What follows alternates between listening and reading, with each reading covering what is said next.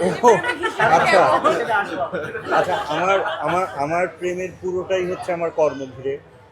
এর বাইরে মানব মানবীর যে প্রেম, সেগুলো আমি বহু আগে বহু পথ পেরিয়ে এসেছি অলরেডি। এখন আমার কর্মের সঙ্গে পুরোপুরি প্রেম। এটাই হচ্ছে আমার প্রেমের জীবন। আপনার ভেতরে জীবনানন্দ দাশ কতটা বসবাস করে? যেহেতু এত বড় একটা কাজ করেছেন, অবশ্যই আপনার অস্তিত্বের অনেক জায়গা জুড়ে তিনি হয়তো বা আছেন। আচ্ছা, একটা জিনিস খুব ক্লিয়ার করা দরকার। আমি কিন্তু এই ভক্তিবাদী না, আমি ভক্তিবাদী মানুষ না, আমি যুক্তিবাদী মানুষ। আমার কোনো একটা কানেকশন আছে আমার কর্মকাণ্ড, চিন্তা, ভাবনা প্রকৃতির সঙ্গে, জীবনানন্দ দাশের সঙ্গে। সেই কারণেই জীবনানন্দ দাশকে নিয়ে স্টাডি করাটা আমার হয়তো বেশি, এবং ওটার সঙ্গে থাকা, এটা হচ্ছে ব্যাপার। এটাকে অনেক আবেগ দিয়ে বলা যায়।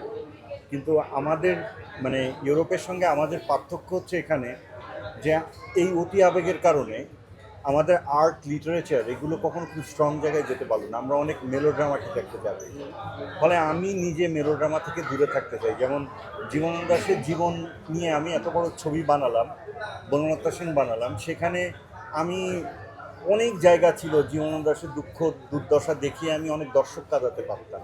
আমি কিন্তু ডেলিভারিটলি এটা করি, কারণ আমরা জাতি হিসাবে এই মেলোড্রামা থেকে না বেরোলে আমরা আসলে খুব বড় জায়গায় ইভলভ করতে পারবো না। মেলোড্রামা আপনাকে খুবই মানে একটু ন্যাকা করে দেয় আসলে।